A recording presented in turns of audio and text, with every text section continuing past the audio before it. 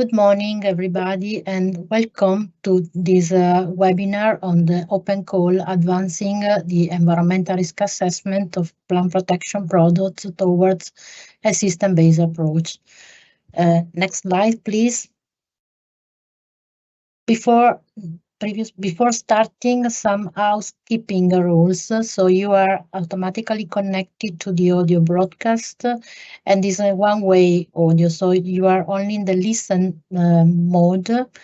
The event is in English, and questions should be submitted in English via the Q&A chat that you see on the right of your screen.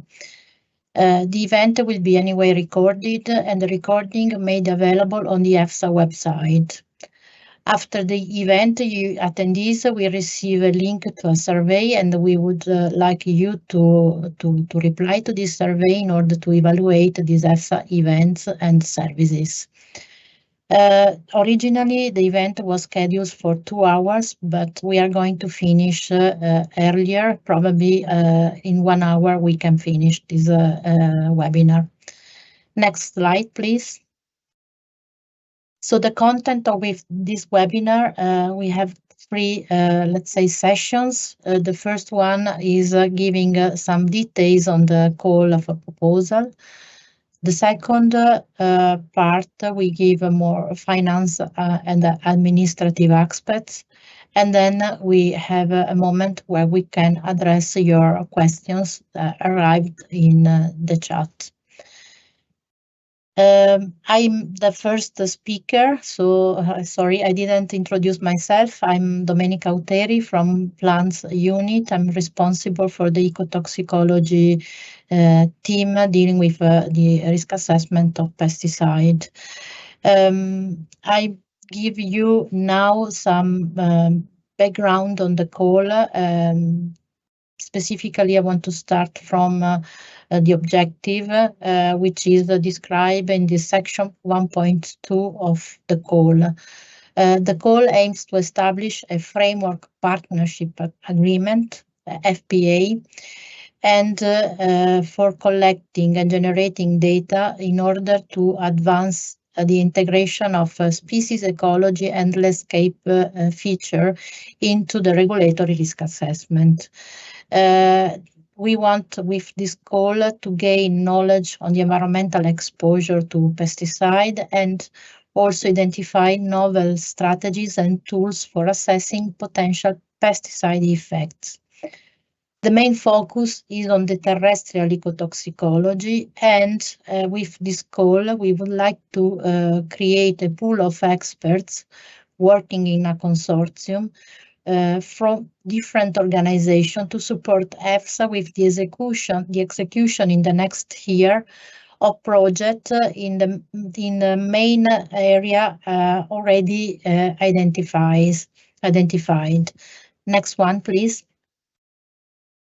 So specifically, we have identified 4 areas. These are described also in terms of task deliverables, timelines, and so on.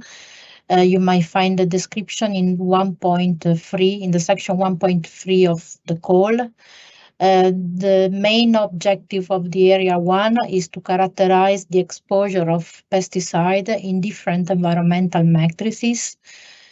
The second the objective of the area 2 is the characterization of the hazard to terrestrial no-target organism among different levels of biological organization and across species.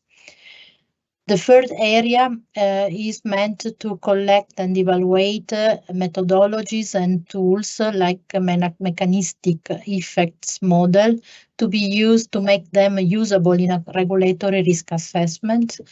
And with the fourth area, we want to explore the integration and the interconnection of data from different sources, methods, tools, and objectives via the development of common platform for the risk assessment of plant protection products. Next one. Specifically, of course, the area one has a different sub-objectives, and the expected task in under this area is to gathering and collate data aiming at describing the exposure in the environmental of different for different type of application techniques, including the innovative application techniques. We want to investigate the bioavailability, specifically the bioavailability of pesticide for soil organism and the translocation in plants. We will address the above points. We would like to address the above points via field and lab experimental studies. And therefore, one of the tasks is to develop the protocols for such studies, and of course to coordinate or perform this experimental work. Finally, we want the data collected and the raw data to be analyzed in order to define the exposure factors to be used for the risk assessment of no-target organism. For this area, we will have estimated a duration of 12 to 13 months. Next one. The area 2 is more focused on the hazard, and again here is the objective is to gather and collate data of active substances and perform analysis on interspecies sensitivity and background variability in the case of field data. We want also to start investigating the use of NAMS, so new assessment methodology in the environmental risk assessment. And we want to develop recommendation under this area for the design of new experimental test protocols in the area of terrestrial ecotoxicology. This is in view of international acceptance of this test design. Here we have indicated a timeline of a duration of 24 months. Next one, please. The third area is focused on collecting and evaluating models, effect models, according to the opinion of good modeling practices, in order to identify models that can be used in a regulatory context. We want to set up a repository of the selected and evaluated models. And we want to also provide training on the selected models. Here, the duration estimated was of 24 months. Next one, please. The fourth area is to collect and analyze the feedback from member states and stakeholders in order to have to gain a better understanding of the needs and the benefit of integrating various sources of data and tools for risk assessment. We want here to identify different options for possible future platform development in order to understand the feasibility in terms of timelines and also the T requirements and the cost. And here we have estimated 24 months. Next slide, please. Okay, as a general requirement of the call, we had asked applicant to propose with the application a detailed work plan because of the complexity of this framework. And in this work plan, we had asked in the call to indicate timelines, role and task distribution within the consortium. So we gave already some indication, but we would like the applicant to develop a kind of work plan and also having their view on the timelines. We want to have a tentative planning of meetings with EFSA during the duration of the framework. We want to see how the applicant would address opportunities for collaboration with other organizations working in the same topic. We mentioned in particularly the park project. This is to avoid work duplication and instead identify synergies. And we want also to have in this work plan checkpoints to revise and agree on early basis the EFSA and the indicative work plan in order to reconsider the priorities given in the framework. Next. To conclude, in the section 2.4, we have given indication of the selection criteria. And particularly, I reported here the professional capacity and the operational capacity. So the applicant shall provide evidence of expertise covering all the 4 main areas. And given the complexity of this framework, of course, a multidisciplinary team is needed. At least we have requested 15 members. Regarding the award criteria, the evaluation will focus on understanding on how the task, the assignment has been understood. The methodology proposed for the implementation, how the project will be managed, and the organization of the task within the consortium and the timelines, and also how risk management is addressed. I have concluded this part related to the content of the call. So now we start the second part related to the finance and administrative aspect, and I will introduce the next speaker, Andrea Ferrara from Finance Unit. Andrea, the floor is yours. So thanks a lot, Domenica, and good morning also from my side to all the attendees, and thanks for attending this event. The aim of this session is to give you some information about the call, focusing on administrative and financial aspects. And we are doing this few weeks after launching the call, which was launched in July. So you may have had the time to consider what is requested in the call and few weeks before the deadline, so that you can take advantage of what is discussed today when preparing your proposal. And just as anticipated by Domenica, the recording will be available together with the presentation and the document summarizing question and answers addressed during the event. So in this slide, I have summarized the main information of the call for proposal. The call aims to establish an FPA, which is a framework partnership agreement lasting 4 years. An FPA establishes the framework condition for a cooperation between EFSA and the partners, so the entity signing the FPA, for the implementation of future specific grant agreements. So as such, by signing the FPA, the partners will not get any grant, but the grants agreements will be signed after the establishment of the FPA, when EFSA will entrust specific activities to partners via specific grants. And the total estimated budget for grants signed under this FPA is 10 million.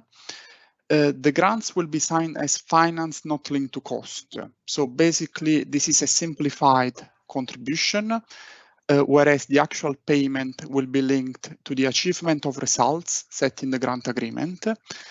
And this is different from grants you may be used to see, like grants based on reimbursement of eligible costs.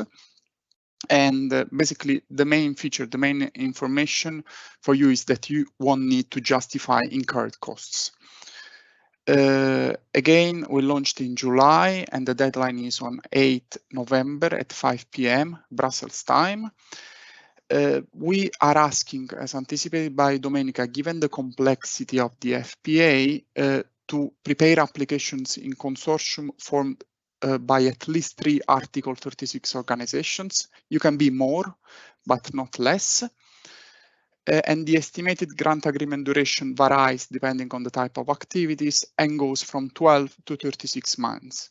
Of course, you may already know that only Article 36 organizations can apply as partners, and the full list is provided in a link which will be accessible when the presentation is shared.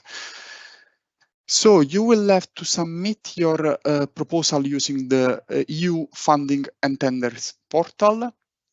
So this is a portal of the European Commission and is the new entry point for participants and experts in funding programs and tenders of the European Union. EFSA is starting using this tool fairly recently, but with your organization, if you have applied to other grants like Horizon 2020, you may be already familiar with this tool. Important hard copy paper applications will not be accepted. Only electronic applications submitted by this portal will be accepted. The funding and tender opportunities also includes a feature for the search of partners.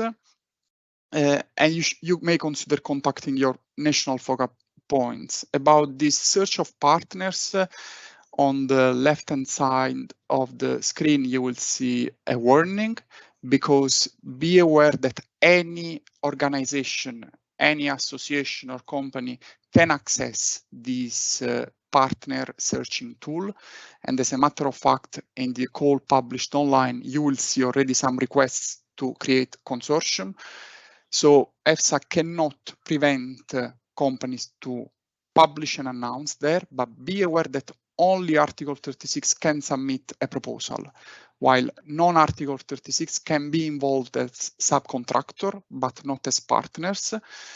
And to this aim, please be aware that we listed in the call for proposals what core tasks are, and only non-core tasks can be entrusted to subcontractors, so to non-Article 36 organizations. Next slide. It's on how to submit a proposal. So there is a section of the call for proposal, which is section number 3, which is dedicated to this. There is a step-by-step guide on how to use the EU funding and tenders portal, which is available for you. We have added the link. This was developed for another call, but you may find useful to learn about the steps. And then there is a guideline on how to submit a proposal in which is downloadable. It's in a PDF document, and you can reach this using this link. So just briefly, just to sum up on this second part, what you can do now, what you should do, what we advise you to do is to look for partners to involve in your proposals, because you need to have at least 3 partners in your consortium. Familiarize with the funding and tenders portal. If you are not already aware, or in your organization, for your organization is the first time, it's worth to spend some time. The deadline is on 8th of November, so still a few weeks to go. For questions, you can contact EFSA Procurement. This is the mail, and please indicate in the subject line the reference number of this call, so it's going to be easier for us to retrieve your questions. And now, I guess the floor is back to Domenica. Thank you.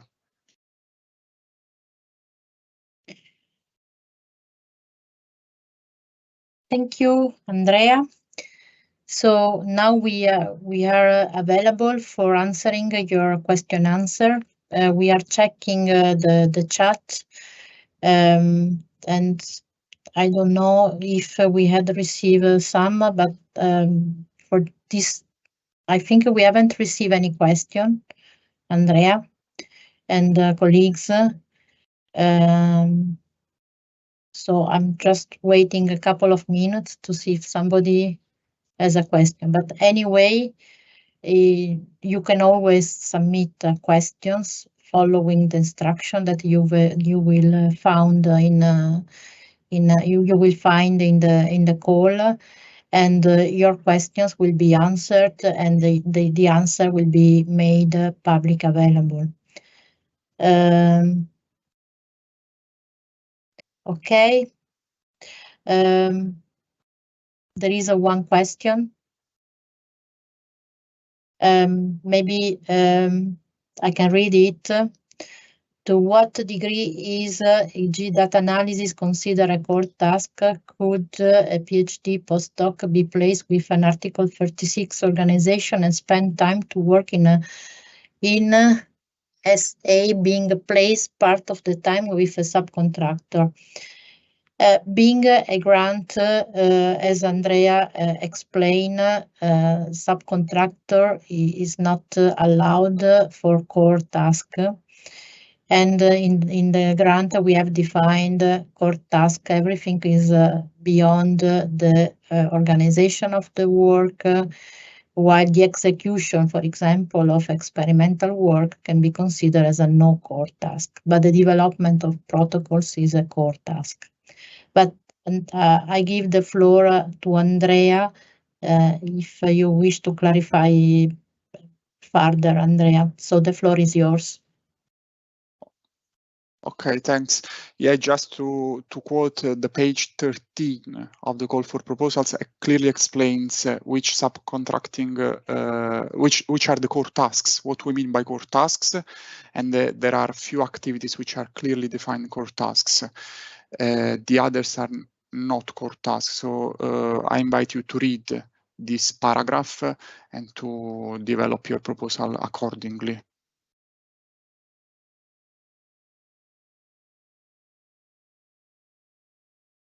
So, Domenica, back to you.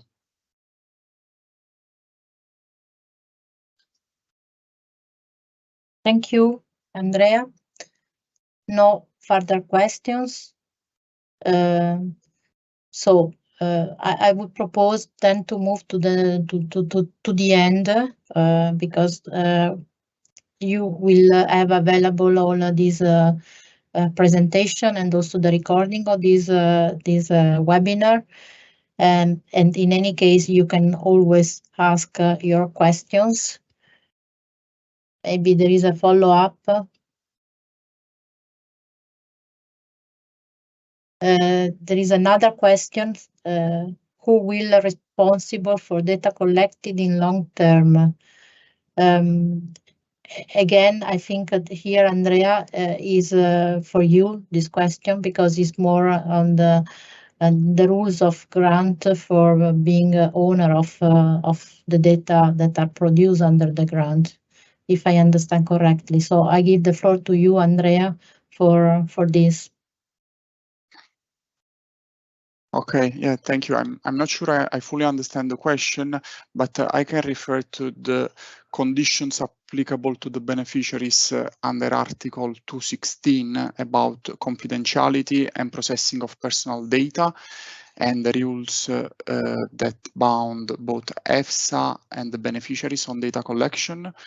So we are due to respect these rules, and also beneficiaries will be obliged to respect these rules. Hopefully this replies to your question. Otherwise, we will be in contact in writing and hopefully to reply better to this doubt. Thank you. Back to you. Thank you.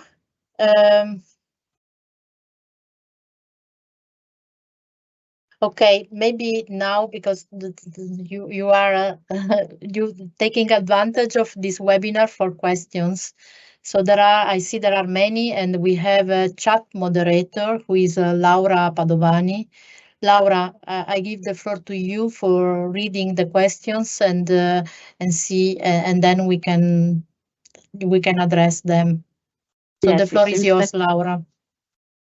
Yes, thank you, Mima. It seems that now our attendees are more encouraged to do questions. So there is one for Mima.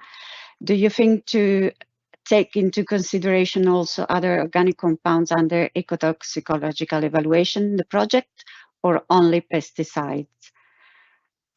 And then there is a question for Andrea. I have a lot more questions. Maybe it's easier if I submit this afterwards. If so, could you please remind me where to submit them? And then I will give the floor to Mima to answer to the first question.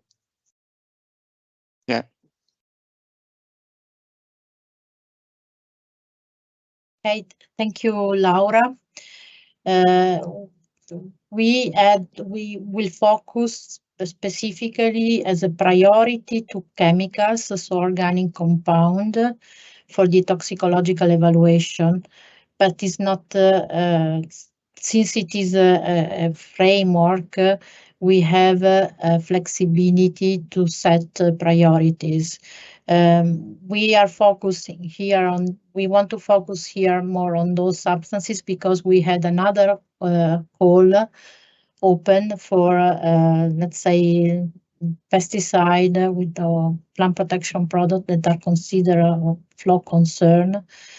But I want to clarify that it's not limited to. So, Andrea, the floor is yours for the other question.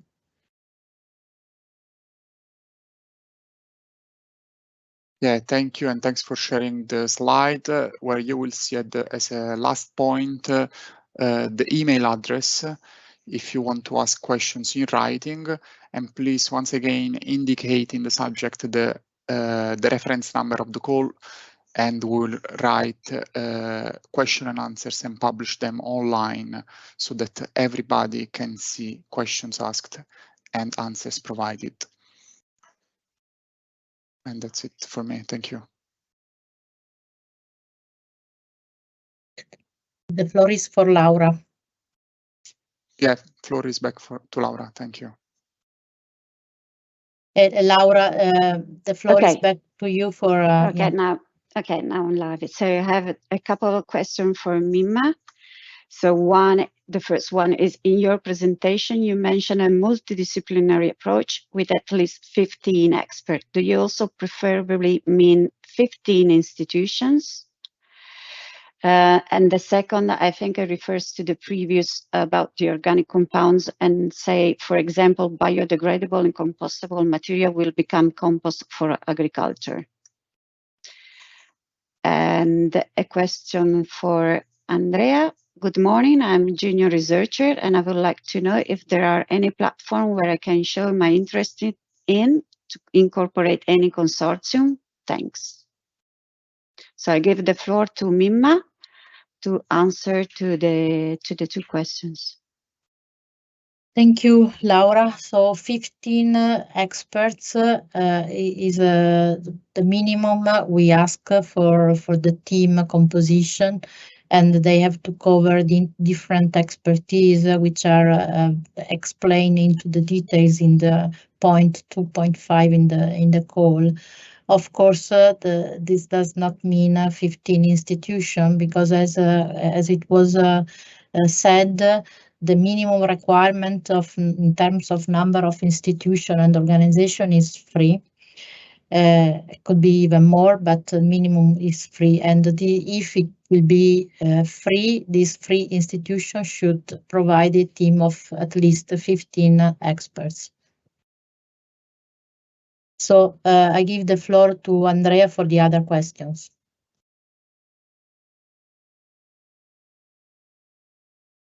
Yes, so the question was about whether an individual as a junior researcher can express his interest.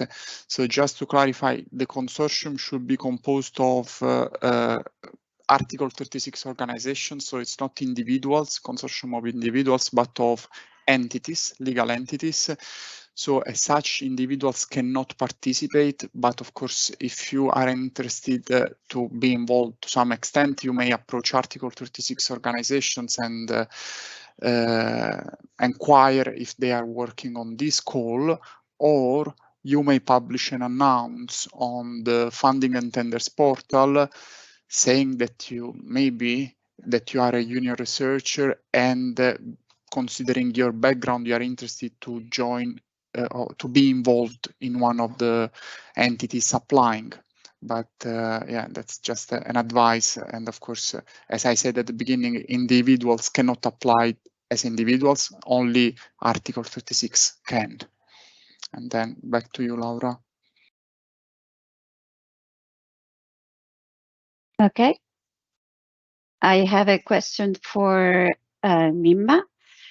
Can you confirm the focus of the call is on NTAs, NTTPs, and in-soil organisms, and so excludes, for example, birds and mammals, and reptiles and amphibians? That is for you, Mima. Thank you. Thank you, Laura. Yes, the primary focus is for NTAs, for no-target organism, terrestrial no-target plants, soil organisms. So, as I said, is the terrestrial ecotoxicology in relation to as a high priority. Over the duration of the framework, we don't want to exclude the fact that other priority might come. So I can tell you that the primary focus is on those organisms, but I do not want to say now that the others, the vertebrates, are completely excluded. And the floor is back to you, Laura. Okay, I don't see for the time being other questions. Maybe we can leave a little bit more time. Otherwise, I will give back the floor to Mima.